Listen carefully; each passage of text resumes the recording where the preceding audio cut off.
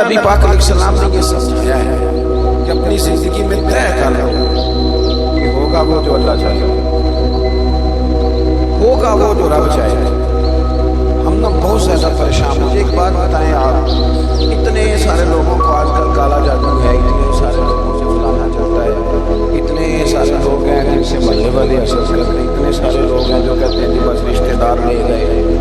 اور خواتین میں تو یہ مسئلہ اتنا ماشاءاللہ بہت ہی زیادہ ہے۔ وہ کہتی ہیں فلانی نے جادو کر دیا تو تباہی ہو گئی۔ میں کئی دفعہ سوچتا ہوں کہ یہ بتائیں یہ ہو سکتا صحیح ہے؟ میری طرف دیکھو، یہ ہو سکتا ہے رزق میرے حصے کا ہو چلا پڑوسیوں کے گھر جائے؟ ہوتا ہے ایسا؟ یہ کس طرح کی بات ہے؟ جادو کے اثرات ہوتے ہیں، لیکن اتنا زیادہ اپنے آپ کو کمزور کر بیٹھنا، ہر وقت سانپوں سے ڈرنے والا رسیوں سے بھی ڈرنے لگ جائے، کچی اور کمزور باتیں کرنا، اور کئی دفعہ ایسے غلط رستے اختیار کرنا جو بالکل مسلمان کو زیبا نہیں۔ یہ حدیث پاک دل کی تختی پہ لکھ لینا۔ حضرت عبداللہ بن عباس رضی اللہ تعالیٰ عنہ فرماتے ہیں میرے رسول پاک علیہ السلام نے مجھے دو باتیں ارشاد فرمائیں اور فرمایا عبداللہ ان کو تھام لینا، زندگی تمہاری مضبوط ہو جائے گی۔ یہ دیکھو یہ چیزیں سکون والی ہیں۔ حضور نے فرمایا عبداللہ ساری دنیا مل کے، اس سے مراد دنیا سے مراد دنیا دار ہے، اللہ والے نہیں۔ فرمایا ساری دنیا مل کے تمہارا کچھ بگاڑنا چاہے تو بگاڑ نہیں سکتی جب تک رب نہ چاہے۔ کیا کر لیں گے دشمنوں کی چالیں؟ کیا کیا ہو جائے گا؟ مثلا مجھے دشمنوں نہ چھیڑو میرا ہے کوئی جہاں۔ اتنی جلدی پریشان ہو جانا، ایک منٹ کے اندر ڈسٹرب ہو جانا، یہ کیا بات ہے؟ مومن بھی کبھی ایسا کرتا ہے؟ حضور نے فرمایا اگر ساری دنیا مل کے تیرا کچھ بگاڑنا چاہے نہیں بگاڑ سکتی جب تک رب نہ چاہے، اور فرمایا ساری دنیا مل کے تیرا کچھ سنوارنا چاہے سنوار نہیں سکتی جب تک رب نہ چاہے۔ تو پھر بندوں کی طرف زیادہ دیکھنا چاہیے یا سجدے زیادہ پکے کرنے چاہیے؟ پھر سیاست زیادہ تیز کرنی چاہیے یا تہجد پر زیادہ توجہ دینی چاہیے؟ پھر زیادہ لوگوں کو اپنے طرف قائل کرنے کی کوشش کرنی چاہیے یا مالک کو زیادہ راضی کرنا چاہیے؟ ہم نے کس طرح کے رستے اختیار کر لیے، کس طرح کی سوچی؟ توکل والی زندگی سکون والی، توکل والی زندگی سکون والی۔ بے صبری بے سکونی کو کہتے ہیں، گھبرا جانا، پریشان ہو جانا، کنفیوز ہو جانا، کبھی کوئی فیصلہ ہی نہ کر سکنا، سویرے کچھ کہنا، شام کو کچھ کہنا، رات کو کچھ کہنا، یہ بے سکونی والی زندگی ہے۔ رسول پاک صلی اللہ علیہ وسلم نے مضبوط باتیں بیان کی، مضبوط۔ حضور نے ہمارا تعلق اللہ سے جوڑا، ہمیں حکم دیا کہ سویرے تم نے نا محنت کے لیے نکلنا ہے، لیکن ٹینشن نہیں لینی، محنت کرنی ہے۔ فرمایا نکلنا ضرور، گھر میں نکمے بن کے نہ بیٹھنا، نکلنا ضرور۔ فرمایا تم سویرے نکل جانا،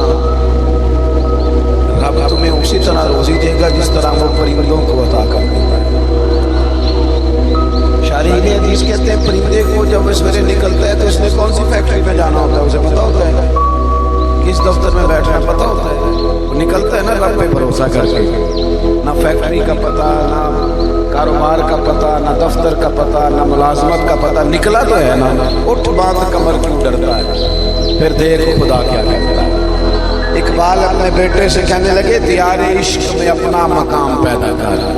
تو نیا زمانہ نئے صبح و شام پیدا کر، رویا نہ کر، تڑپا نہ کر، ادھار نہ پکڑا کر، امیروں کی طرف دیکھ کے منہ نہ تیرے میں پانی نہ آئے، بڑی گاڑیاں دیکھ کے للچایا نہ کر۔ اقبال کہنے لگے میرا طریق امیری نہیں فقیری ہے، خود ہی نہ بیچ غریبی میں نام پیدا کر،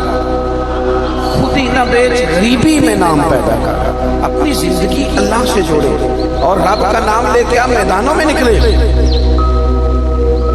اس سے بڑا بھی کوئی طاقتور ہوگا جس کا مددگار اللہ ہو، جس کے مددگار رسول پاک ہو، اس سے بڑا بھی کوئی طاقتور ہو۔ ہم کچی کمزور باتیں کرتے ہیں۔ مجھے ایک بابا جی ملے کچھ عرصہ پہلے، تو مزہ آ گیا ان کی بات کا۔ ان سے میں نے کہا کہ ماشاءاللہ آپ کے 4-5 بچے ہیں، وہ بات بزرگوں کو میں نے دیکھا ہے وہ پریشان ہو جاتے ہیں، بچہ بات نہیں مانتا، میں تو روگی ہو گیا ہوں، دکھی، وہ پڑھتے ہیں بات سنا۔ ایک بزرگ مجھے ملے دیسی سے سادے سے،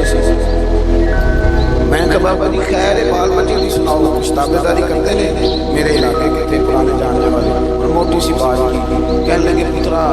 میں نہ کدی بندیاں دی ٹینشن نہیں لئی تابے داری کرن گے تے اللہ اجر دے گا نہ کرن گے تے جو ساڈے نال کرن گے او تو بعد پالن گے اتنا الجھنے کی کیا ضرورت ہے اتنا زیادہ پریشان ہو جانا وہ بعض خواتین ہے وہ کہتی ہیں خامد نہیں سنتا میں نے کہا خامد کے ذمہ آپ کے حقوق ہیں آپ توجہ کریں لیکن اتنا زیادہ ڈیپینڈ نہیں آپ کو سب سے زیادہ توجہ رب رسول پہ کریں گے پڑوسیوں پہ رشتہ داروں پہ تعلق والوں پہ شاگردوں مریدوں پہ فلانے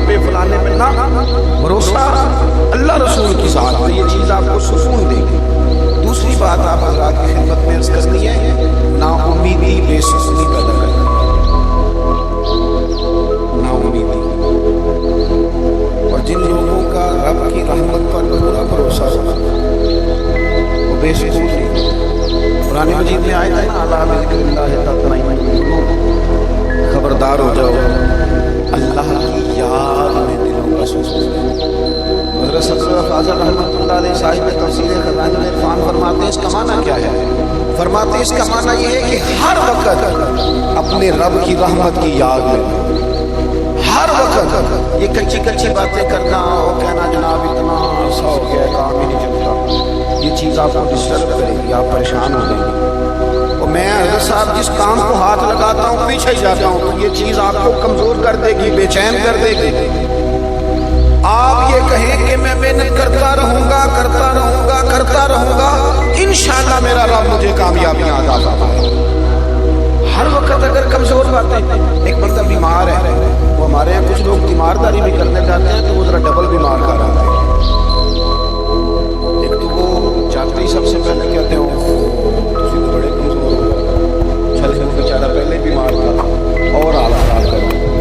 پھر دوسرا جو بھی بیمارداری کرنے جاتا ہے ناراض تو نہیں ہو جائیں گے آپ چلو میں ایسے اس قسم تھوڑی پہ گل کرنا میں تھوڑے کی نہیں پہ کرنا کچھ لوگ جاتے ہیں نا بیمارداری کرنے تو ایک نسخہ بھی ساتھ لے کے جاتے ہیں زبردست کہتے ہیں میں کھاتا ایسے جنوں آرام آیا سے تم ہی کھا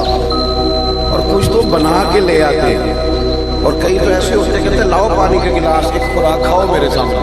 وہ بھائی آپ مہربانی کریں آپ جب تک کسی شعبے کے اندر مہارت نہیں رکھتے اتنی دیر تک آپ اس طرح کے کام نہ کریں آپ کبھی ڈاکٹر کے پاس دوائی لینے جاتے ہیں تو وہ سب سے پہلے نا ایک کونے پہ لکھتا ہے کہ آپ کو شوگر تو نہیں آپ کو بلڈ پریشر تو نہیں پھر وہ دیکھتا ہے کہ آپ کسی اور مرض میں مبتلا تو نہیں اسی حساب سے وہ نسخہ بناتا ہے تاکہ کسی جگہ کوئی چیز ایسا اثر نہ ڈال جائے جو تکلیف کا باعث اور جو نسخہ لے کے آیا اس میں کوئی شے نہیں پوچھی تو بس یہی بتایا جاتا ہے کہ میں نے کھایا تھا تو اللہ کے رسول صلی اللہ علیہ وسلم کا طریقہ یہ تھا